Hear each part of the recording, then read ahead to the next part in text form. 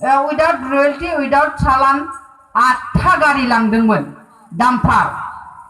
बेयाव आंनाव आंनि एनजिअ सेंग्राफ्रा आंखौ फन खालामनानै बुंहरदों गारिया ओरै ओरै अन्थाइया लानानै थांजोब्बायलै मेडाम, खिन्थु गंसेबो चालाननि लेखा गैया ओमफ्राय माबाबो गैया रयेल्टिबो गैया होननानै। दानिया आंनाव सोंहरबाय मा खालामनांगौ। आं बाय फरेस्टनो होदो, फरेस्ट डिपार्टमेन्टनि बियो फरेस्टआव जमा खालाम, सरकाराव जमा जागोन बे थाखाया, पेनाल्टि नांगोन बे खोथाखौ आं बुंहरबाय। थाङै थाङै हमनो मोनबाय सोरनि मिथिबाय, हाग्रामा महिलारिनि गारि। बेखायनो आंखौ सिखाव बानायदों बिसोरो, हमनो मोनदों। दानिया मा खालामबाय बै सेंग्राफोरखौ बिथाङा गुबुन गुबुन खायदा बाहायनानै एनजिअनि नामै एरेस्ट खालामालासिनो बे सेंग्राफोरखौ जाय बिथांमोना हमदोंमोन बे सेंग्राफोरखौ गुबुन हारिनि मानसि हमनानै माने मुस्लिम मानसिखौ हमनानै केस लागायहोदों। केसआ मा होननानै होखो, KLOजों सोमोन्दो दं होननानैसो लिरनानै केस सालायदों। नाथाय बिथाङा एनजिअनि नामै केस होनो हायाखै। बेयावबो आङो कर्टआव थांदों। आरो मोनसे खोथा, प्रमिला रानिया दादे आंखौ दंफां सिखाव बुंदों। चिरां जिल्लायाव बुंनो थाङोबा निसिमा समस्तियाव जेसेबां आइ आफा रायजो राजा दंफां हमजायो, दंफां हमजाब्ला पुलिसनिफ्राय बख'ग्राया आं, ओंखायनो आंखौ सिखाव होनदों। हा रायजो राजा आइ आफाखौ हा गावस्रा लुलुलाना खावनानै लाङो, बन लायनो थांबानो बिसोरखौ एरेस्ट खालामो। हा बेखौथ' बासायथारनांगोन ना, नङा होमबा? हा नोङो रायजो राजाखौ अनाबा, रायजो राजाखौ आइ आफाखौ नायाबा सोरखौ नायनो? हा प्रमिला रानिया बेखायनो आंखौ सिखाव बानायबाय आरो, माने हमना मोनबाबो बख'यो ओरै जादों आरो। दाया मावो गावसिनि BPFआ। दा नै दाखालि प्रमद बर'खौ बुङै बुङै साल दंफाङा सोर हमजाखो, रनिकाटा साइडआव बेयो मा BPFनि सासे मेम्बारासो हमजालायबाय। दा जेलाव थ्रोब थांलायबाय गावसिना। नैबे आरो गोदान खोथा नङा, बिथांमोननि गोदान गोदान बानायनाय भाषाफ्रा आजि 17 बोसोर जाबाय। बिथांमोननि बिबु बिखा बिख्लोआनो थगायनाय गोजाखा। बिसिनाव मालाबाबो मोजां साननाय गैया, रायजो राजा आइ आफानि मोजां सानग्रा नङा। दिनै दुलाराय बर' फरायसा आफादखौ दंफां सिखाव होनदों, नाथाय नोंथांमोना आंनि फेसबुकआव नायबा नुगोन पुलिस मिलिटारि डिभिजननि रेन्जार DFOखौ लानानै दुलाराय बर' फरायसा आफाद जोंनि निसिमा आन्चलिक आबसुआ दंफां गायदों। 100 बिगा हा दंमोन। होमबा दिनै दंफां दानग्राया सोर जाखो? दिनै फरायसा आफादा दंफां गायनो बयखौबो थिनदों, मोनफ्रोमबो आन्चलिकआव गायदों। हा लांदां मोनदों जेराव बेयावनो गायगासिनो दङ। बेयाव आंबो मौजूद, आंबो दंफायोमोन। दंफां गायनायाव पुलिस मिलिटारिखौ लाफानानै, थारानि असिफोरखौ लाफानानै, रेन्जार लाफानानै, DFOखौ लाफानानै जोङो दंफां गायदों। नाथाय दिनै मा प्रमिला रानिया माने रावानो गैला नालाय जोंखौ रायनायनि, दायाथ' गावसिना एकदम रग' रग' नुजाथारनाय, जोंखौ मा होननानै रायनो? बिसिना भाषायानो गैया जोंखौ रायनो। बिदिनो जानला मेनला बखिलाबायाबानो उफाय गैया बिसोर। दा बेबायदि जानानै दङ। अबेबा अबेबा जायगायाव गसाइगाव दाख्लै नोंसिनि जायगायाव बुंलायबाय आंखौ दंफां सिखाव, दाना दाखालि गसाइगाव मा मावनो बिलाय नाब्लेब्लेलाय महर मोखांजोंसो समाजखौ सिबिनो हायो नामा? महर गैया मोखां गैया नाब्लेब्ले मा मावनो बिलाय, मा रोंगौसै जालायदों जाहैदों। जोंनि महर मोखांखौ रायाबा माखौ रायनो? जोंथ' जेबो, जोंखौ पावाराव होग्रोलाय नायनि जोङो मावनो रोंना रोङा। प्रमिला रानिया 30 बोसोर पावाराव थाबाय, मन्त्रि जालाय MLA जाबोबाय 30 बोसोर। दिनै आइजोफोरनि थाखाय मा मावदों? मा मावखो? ना दिनै आसाम एसेम्ब्लियावनो ना BTCआवनो दिनै वमेन रिजार्भेशननि खोथा रायलायनो हादों नामा बियो जोंनि आइजोफोरनि थाखाय? नै दाखालिसो बिथाङा गाबबाय बायदों, आं थाङाबानो रावबो आइजो बर' आइजोआ थांनो हाला दिल्लीयावलायनो। गाव नङाबानो थांनो हाला जाहैदों रावबो, माने गावनिफ्राय रोंसिनानो गैला। माने गावनिफ्राय रोंसिन गैला जाहैदों आरो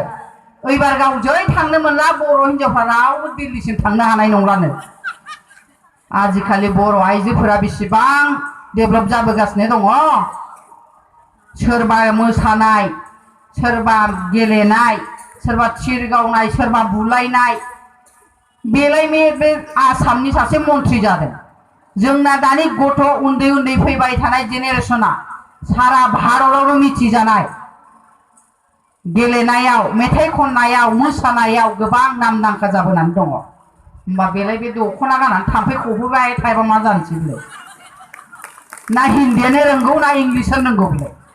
नोंथांमोना खोनायोना हिन्दी रायलायनाया नै दाखालिसो मिडियाया लादोंमोन ना बेनाव रिपर्टार फैनानै रायलायखाङै लास्टाव मा होनना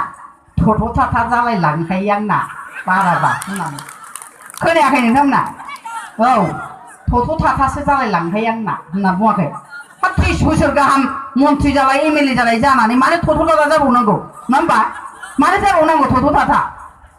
होमबा दिल्लीयाव थांनानै बे जोंनि बर' जाथिनि मा मावहैगोन बेलाय हा मा मावहैगोन बियो बिथाङा बुंबाय बायदों आइजोजों आइजो बर' आइजो हिसाबै दिनै दिल्लीयाव थांनानै दख'ना गाननानै देखायहैगोननो हा दख'ना गाननानै देखायहैनानै जोंखौ दख'ना गाननानै दिल्लीयाव हाजार थां जोंखौ मालाबाबो बर' होननानै बुङा जेब्लासिम जों बड'लेण्ड मोना अब्लासिम जोङो गावखौ बर' होननानै सिनायथि होनो हानाय नङा बेखौ मिथिखा रायजो राजा आइ आफा नोंथांमोन मानो होनोबा दिनै जों बेंगलाव थांबा जोंखौ मा बुङो আপনারা आसाम থেকে आइছে ना आसामिस আপনারা होननानै सोंगोन जोंखौ आरो एसे बारलांदो नोङो बिहारफ्राव थांबा जोंखौ मा बुङो आप लोग आसाम से आए हैं आसामिस है आप लोग होननानै बुङो जोंखौ मालाबाबो बर' होननानै सिनायनो नङा मानो होनोबा जेब्लाना जोङो बड'लेण्ड मोनगोन अब्लासो जों बिखाफोर दाननानै हम बड'लेण्ड का बर' है होननो हागोन जोङो नङा होमबा अब्लासो जों बुंनानै लानो हागोन बेखायनो आङो खावलायगोन रायजो राजा आइ आफा नोंथांमोन जोंनि सिनायथिखौ होनो थाखाय जोंहाथ' राव दङ हारिमु दङ नङा होमबा जोंना आलादा धोरोम दङ गुबुनफोरजों जोंना रुजुजाया जोंनि धोरोमाबो जोंहा गासैबो दङ नाथाय जोंनि सिनायथिखौ जों होनो हाया बिनि थाखायनो जोंहा सम फैबाय जोंनि सिनायथिखौ लानो थाखाय जोंनि सिनायथिखौ जों होनो थाखाय बुहुमाव बयजोंबो सिनायजानो थाखाय जोङो एबार नैबे फैबाय थानाय लकसभा इलेक्सनाव जोङो मा ट्रेक्टरनि सावगारियाव भट होनानै इउजि ब्रह्मखौ जोङो देरहाहोनांगोन अब्लासो जोङो जोंनि सिनायथिखौ होनो हागोन बेखौ आङो खावलायबाय रायजो राजा नोंथांमोनखौ जोङो बेसे बुंनो हाग्रामा महिलारिनि दायफोरखौलाय नङा होमबा बेसे बुंबावनो मालाबा गावखौनो गाव लाजिनोसो ओंखारलायलाङो बेनि खोथाफोरखौ रायखांबा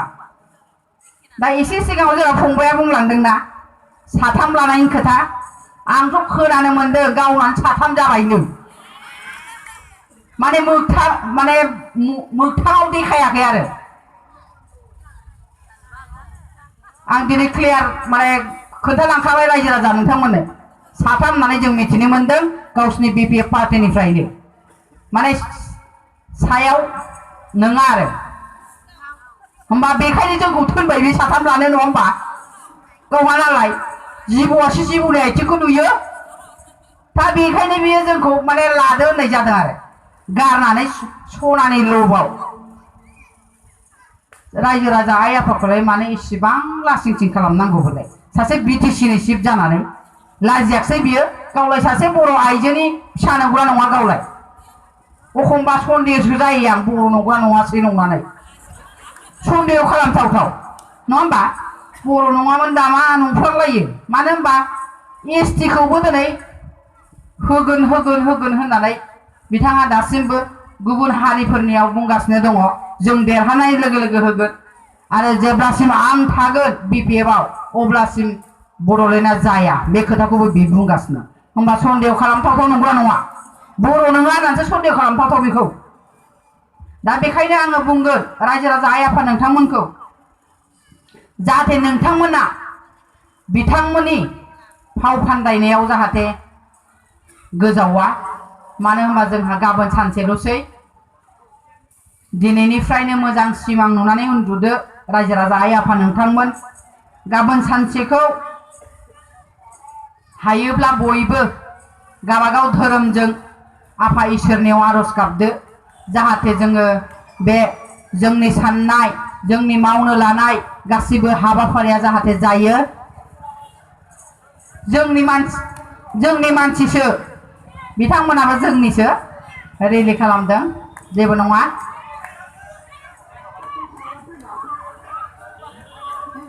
बयखौबो आखाइ खबनानै बरायनो थाखाय खावलायबाय।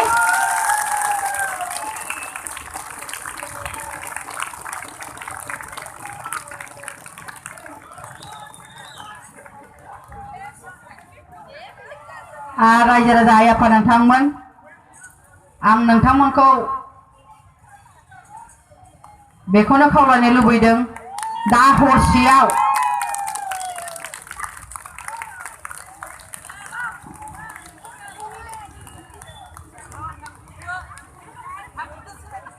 जाहाथे दा हरसेयाव दा नोंथांमोना गुलाय गुजाय जाया। हरसेखिनियाव थफ्ला लायै लायै बेरायदोंनो स्कुटि लायै लायै फैबाय बायनो हागौ नोंसिनिथिंबो आरो बलेर' गोसोम गोसोम लानानै फैयो। ओमफ्राय बेयावबो थफ्ला लायै जाहैदों।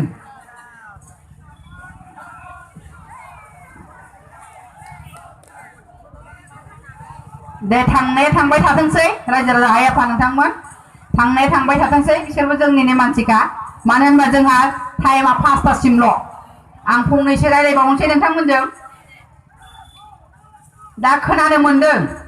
माबा जोंना UPPLनि एब्रिभिएसनाबो जुदालायनो माथो नोंसिनिथिं।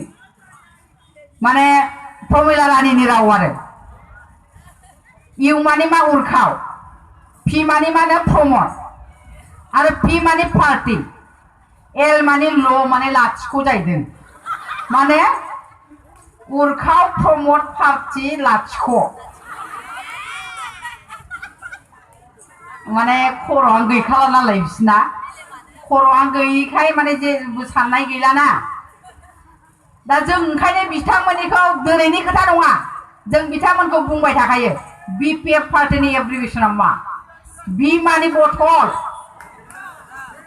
पि माने फेग्रा, पि माने पार्टि, बथल फेग्रा पार्टि बिथांमोननिया। मानो होनोबा दिनै चिरां जिल्लायाव हाग्रामा ब्रिज होननाय दं, नोंथांमोना मिथिगौ जानो हागौ। बे हाग्रामा ब्रिजआव बिथांमोना दैजिं मेला खुङै खुङै जोंनि रायजो राजा आइ आफाखौ गोबां खस्थ' होबाय। थांनाय बाराव 27 जन एक्सिडेन्ट जादों, 27 जन। दिनैसिमबो दासिमबो थाबायनो हायि गथ' दङ। दाखालि बे दैजिं खाथिनि गामि भबानिपुर होननाय गामियाव सासे हाबा जागोदान गथ' सासेल' दंमोन, बेसेरा बायदोंबो बायदों, 7था बायदों, 7था। सासे मानसिनि मोदोमाव आथिंनिफ्राय आखाइसिम 7था बायदों। बिफा सोरजिनानै होलांनाय हा खलबसे दंमोन, बेसेरा हा हु फानजोबनानै नायबाय, दिनैसिमबो थाबायनो हायाखै। आंनो लांनो गोनां जादों बेखौ पाटनायाव, बिहाराव लांनानै। दा बिथाङा एसे गावनो आन्था एसे गसंनानै जिरायग्लांनो हानाय जाबाय। दा बेबायदिनो गोबां दङ। सोरबा साख्रि मावफुनाय, मिलिटारि मावफुनाय जिउ गोमानांदों बे दैजिं मेलायाव। दिनै गोबां खस्थ' मोनबाय रायजो राजा आइ आफाफ्रा।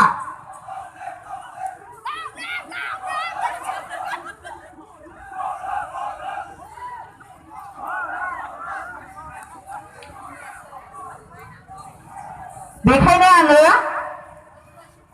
बिथांमोननि एब्रिभिएसनखौ बेखौनो बुङो, बथल फेग्रा पार्टि। मानो होनबा बिथांमोना जौ जुवानिल' मेला खालामो। रायजो राजा आइ आफाखौ गोबां खस्थ' होबाय, गोबां मानसि थैबाय, गोबां एक्सिडेन्ट जाबाय। नाथाय बिथांमोनहा जोंनि रायजो राजा बुङोब्ला बिथांमोनहा बुङो बिराद डेभेलप जादों बेखौ खालामनानैसो होननो नाथाय जों खोनानो मोनदों जोंनि इउपिपिएल निफ्राय जोंहा 7 जन एमसिएलए दङ बे 7 जन एमसिएलएफ्रा जुदि एसेम्बलि जिरायो बिसोरो बेफोराव मिथिनो मोनदों बे दैजिं मेलाखौ खुंनानै मा उन्नति जाखो बेसेबां थाखा फैखो बिटिसिआव नाथाय थाइसेबो गैयानो थाइसेबो थाखा होनो हाया होमबा दिनै मानि थाखाय खुंखो रायजो राजा आइ आफाखौ खहा खालामनाय दिनै गोबां गथ' गथायानो माइ दै फाननानै हेलिकप्टार गाखोनो फैदों नै बिरबायबो नै बाग्लायफिनबायबो 2500 होमबा बेफोरो लुथिनाय जादोंना जायाखै आइ आफाखौ खावनाय जादोंना जायाखै आइ आफानिफ्राय आइ आफाखौ खहा खालामनाय आइ आफाखौ लुथिनानै जानाय दिनै गथ' गथायफोरा बेफोरावनो नुयै नुयै सोलोंबाय ड्राग्स फाग्ला जाबाय जौ फाग्ला जाबाय गान्जा फाग्ला जाबाय दिनै बेनिखायनो आं बुंगोन जोंनि आइजोफोरा गोख्रों जादों जों इलेक्शनावबो बाहागो लानाय नङा इउपिपिएल आइजोआ आं बेखौ दिनै रायजो राजा नोंथांमोननि मिथिनानै आं फोरमायनानै होखाबाय जोङो थांखि लादों इउपिपिएल निफ्राय मानो होनोबा दिनै गोबां समस्या जोंनि बर'नि गेजेराव गोबां आइजोफोरा आलाय सिलाय जाबाय सोरबाया गथ' 2 3 जानानै न'आव खारनानै थाफैनांदों मानो होनोबा गुबुन हारिजों थाङै थाङै गुबुनफोरजों हाबा जानानै गथ' 2 3 गारजादों होमबा बेफोरनिखौ सोर नायदों दिनै बुङा नंब्लाबो बुंनांगोन जोंहा बर' आइजो अनसाय आफाद दंमोन बहा थाखो बिथांमोना दिनै इलेक्शन फैनाय लोगो लोगो हाग्रामा महिलारि बिथांजों गारिनि थाखाय गावसोरखौनो फाननानै लाबाय थाखा फैसानि थाखाय दिनै बिथांमोना गावसोरखौनो फाननानै लाबाय मानो होनबा प्रमिला रानी ब्रह्मआ मोनफ्रोमबो जिल्लायाव गारि हरदों बोलेरो गारि आबोबनो दिनै आइजो अनसाय आफादा मामोन जाथिनि थाखाय मोजां गाज्रि सिन्था खालामनांगौमोन नंगौना नङा जाथिनि सिन्था खालामनांगौमोन जोंनि बर' आइजोफोरा मानो दिनैसिमबो साम' खांख्राइ फाननानै जाबाय थानांखो मानो जौ फाननानै जाबाय थानांखो बेफोरखौ मानो नायनो रोङाखै दिनै प्रमिला रानीखौ बुङै बुङै बिथांमोना माबा मोनसे इन्डास्ट्रि लाबोनो हानाय माबा मोनसे आइजोफोरनि थाखाय ओरै फिसा फिसौ उइभिं सेन्टार माबा सेन्टार बानायना होदिनि होननानै गामि गामि बसायना होदिनि होननानै रायलायनानै होनो हायोमोन ना इसिबां जुदि प्रमिला रानीया जाथिखौ अनग्रामोनबा दिनै आइजोनि थाखाय खामानि मावग्रामोनबा दिनै आइ आफाखौ मानो नायाखै दिनै 30 बोसोर जाबाय 30 बोसोराव मा मावनानै होखो बिलाय जोंनि आइ आफाया दिनै माने खस्थ' भुगिनांदों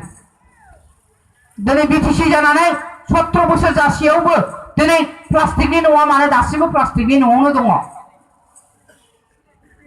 दिनै खामला मावनानै जाग्रा आइ आफाया मानो दिनैसिमबो खामला मावनानै जानानै दङ बेफोरखौ मानो नायाखै हाग्रामा महिलारिया क'क्राझाराव 19टा बिल्डिं दङ रायजो राजाफोर 19टा जायगा थैनि थाखाय ड्रेनाबो बिनि थाखाय बिल्डिं लुग्रा जायो ड्रेनखौबो बे बिल्डिं लुबाय दै थांग्रा ड्रेनावनो बिल्डिं लुनानै दखान होदों होमबा दिनै मा मावखो बियो दिनै नोंथांमोननि गेजेराव फैनानै बुंदों जोंसो बानायदों नैबे लामाखौ जोंसो बानायदों बै दंग'खौ जोंसो बानायदों बै दालांखौ बिथांमोना हब्रा बुंदों माबानो जों बानायनाय लामाजों मानो थाबायदों होनलायलायो लासिं सिं बिमा बिफानि थाखाजों बानायनाय बायदि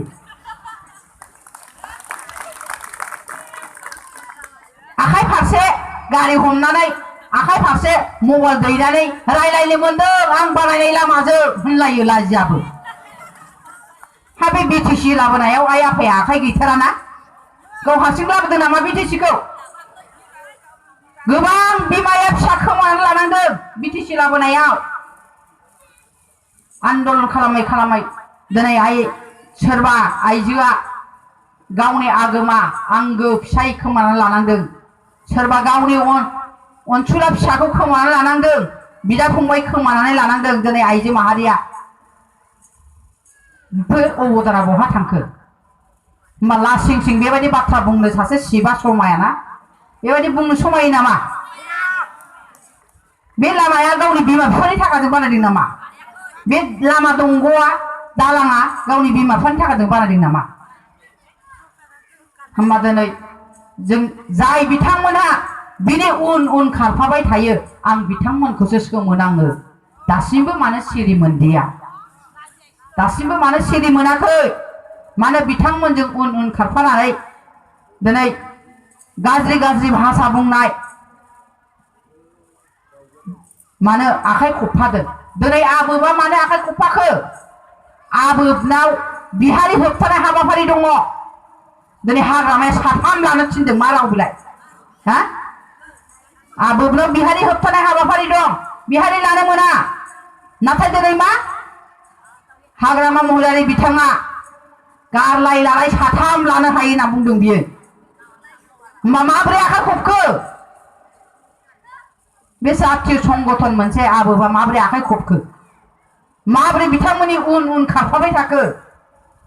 बेखौसो जोंहा साननो गोनां दिनै जोंनि ट्राइबेल जि एसटी होनांगौनि बाथ्रा प्रमिला रानी ब्रह्मआ होनदों होथारगोन हाग्रामा महिलारि बिथाङाबो होनदों होथारगोन जों देरहानाय लोगो लोगो 6था जनगोष्ठीया जाथारगोन 200 बार आबसुआ आन्दोलन खालामबाबो होबथानो हाया होननानै बिथाङा बिबुंथि लागासिनो दङ 200 बार होबथाबाबो होबथानो हानाय नङा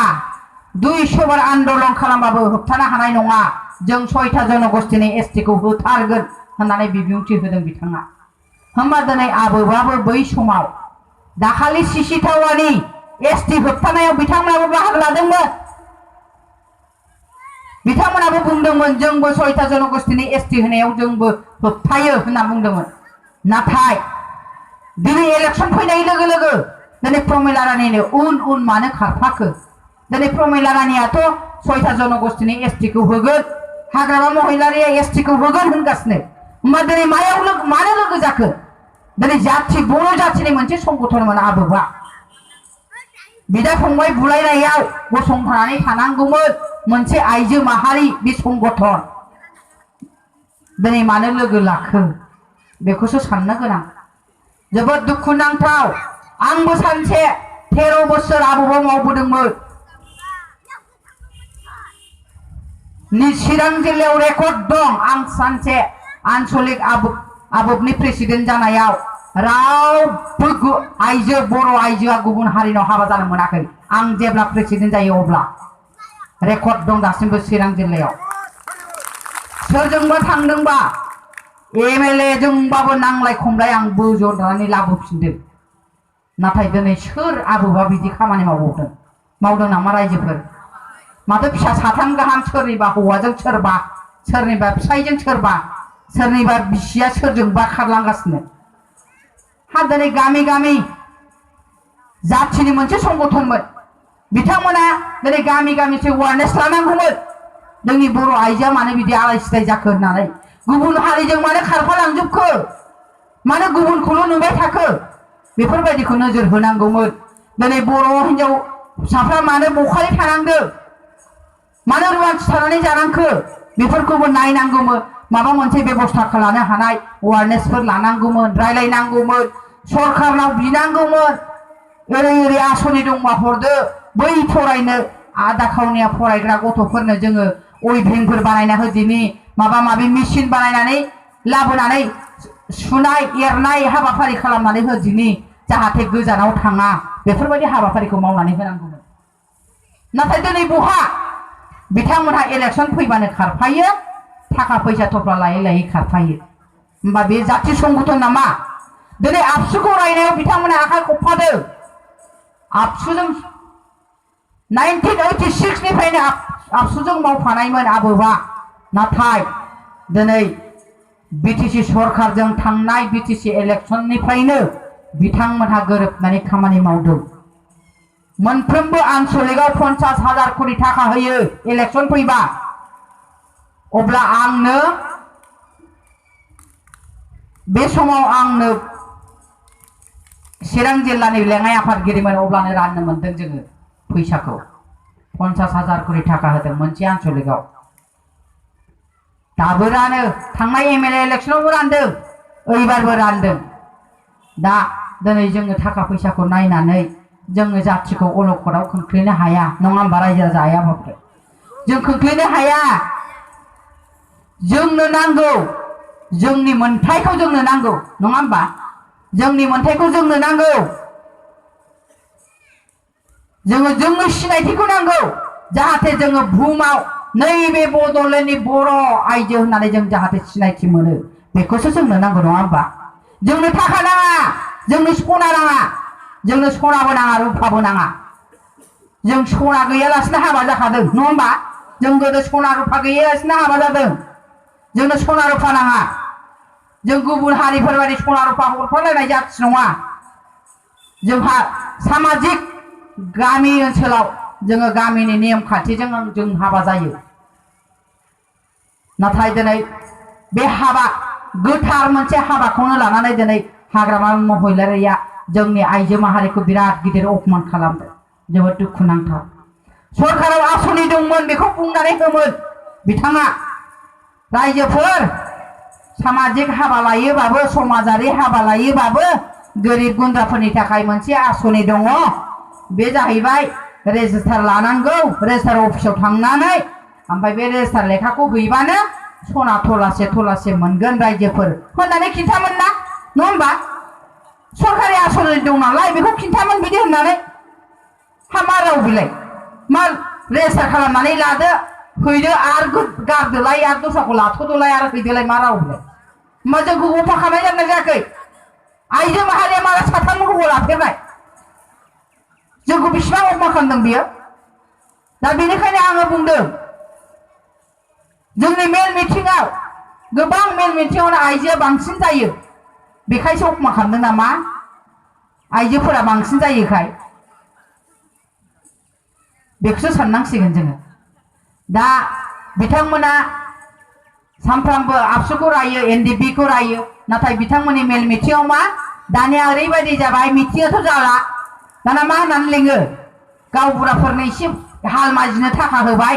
ओइ आबसुनि मिटिं होनलै आबसुनि होनबासो फैयो होनो लाजियाखसै बियो आबसुखौ रायै रायै प्रमद बर'खौ रायै रायै दाना मेल मिटिंआ मानसि जाजायैनि थाखाय आबसुनि मिटिं होनलै आबसुनि मिटिं होनबासो फैयो होननानै बुङो दाखालि बिदिनो जादों जोंना चिरां जिल्लायाव आरो प्रमद बर'आ थांबाय प्रमद बर'नि मिटिं दङ आंबो दङ बेयाव मिटिंआव दाना बयनोबो माने सानसे सिगां एनाउन्स होखानाय प्रमद बर' फैगोन बिना गयारि फैगोन होननानै गामि गामि माइकजों एनाउन्स होखानाय दाना खाथि खालानि गामिनि मानसिफोरखौ होबथानो थाखाय खायदा खालामबाय बिसोर दाना बुंबाय आबसुनि मिटिं होनलै आबसुनि मिटिं हाब आबसुनि मिटिंआथ' उमुगावसो जाबाय सोरबा मिथिनाया मैयासो माइकजों होनदोंबाय नोंहालाय जोंनावनो फैसिगोन जाबाय आरोखि दाना थांगाल थुगाल हालमाजिनाव सासे जोंना अमेननि सेक्रेटारिया सोंहैबाय जिल्लानि सेक्रेटारि बिथाङा थांनानै सोंहैबाय नोङो मिटिंखौ मा होननानै लेंदों आबसुनि मिटिं होननानै लेंनो थिनबाय नालाय लेंबाय जाबाय दाना गावबुराखौ सोबासै जोंना अमेना सासे गावबुरा जानानै माने असत्य खोथाखौ बुंनांगौ नोङो नोंनि मिटिंआव मानसि जायो जाया जों बेखौ मिथिया मानो दिनै आबसुनि मिटिं होननानै मानो लेंनांगौ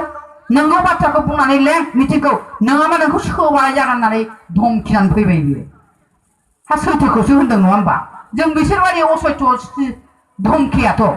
बिथांमोना मा रायजो राजा आइफाखौ मा होननानै धमखियो बे हादानाव थानायफोरखौ ओइ जोंनो भट होआबा हाया मोनला नोंसोरो खारनांसिगोन नै बेबायदि हा फाट्टाखौ जोंसो होयो हा फाट्टाखौ मोननाय नङा जों बिपिएफनो नांगोलाव भट होआबा बेबायदि रावै बिथांमोना सिगियो नाथाय जों बेबायदि सिगिया आइ आफाफोर जों नोंथांमोनखौ खावलायनोसो फैदों नोंथांमोननि गोसो गोरबोजों नोंथांमोना बिजिरनानै नाय इयुननि फैबाय थानाय जेनेरेसननि सिन्था खालामनानै नाय बेफोरखौ नायनानैसो नोंथांमोना भटखौ हो मानो होनोबा जोङो जोंनि बे भटआ बिराद गिदिर मोन्थाय गावबागावनि मोन्थाय बेखौ सोरबा सासेखौ बासिनानै होनायनि मोन्थाया गाव गावबागावनाव थायो बेखायनो बेखौ रावबो सेनानै लांनो हाया आं दिनै नोंथांमोनखौ ट्रेक्टराव हो होनबाबो नोंसोर होखुमानायखौ जों नुवा आरो सोरबाखौ जोङो बुंगोन सोरबाखौ जुदि जोंनि मानसिखौ सोरबाया नांगोलाव हो होनबाबो नांगोलाव होदोंना बबाव होदों रावबो नुनाय नङा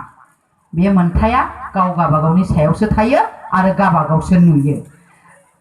जायगा जायगा बुंदों बिथांमोना आइ आफाखौ थगायदों नोंथांमोना जबाव थुयो जोंनि भिसिडिसियाव जाखांहैयोलै जाबावदों जाहैदों माने ट्रेक्टराव थुदोंना नांगोलाव थुदों जों हले नुहैगोनलै भिसिडिसियाव थानानै खान भिसिडिसिया नोंनि बिमा बिफानि ना सोरनि जाखो भिसिडिसिया बे सरखार नरेन्द्र मदियाबो नुवा बे जों होनाय भटखौ बे जाम्बा जाम्बि आइ आफाखौ एकदम ओरैनो माने भुवा थगायनाय नङा होमबा बिराद गोथाङैनो गोथै थगायथारनाय आरो बिसिना रावानो बेबायदिसो दा बिथांमोना गोबां रायजो राजाखौ सिगिहैबाय थादों हा होआनो हा फाट्टा होआनो आरो जायगा जायगा बुंदों नोंथांमोननो खुन्दुं खम्बला फैनाय नंला आरो नोंथांमोना मा हाउजिं मोननाय नंला हाउजिंआबो बिसोर होनाय नङा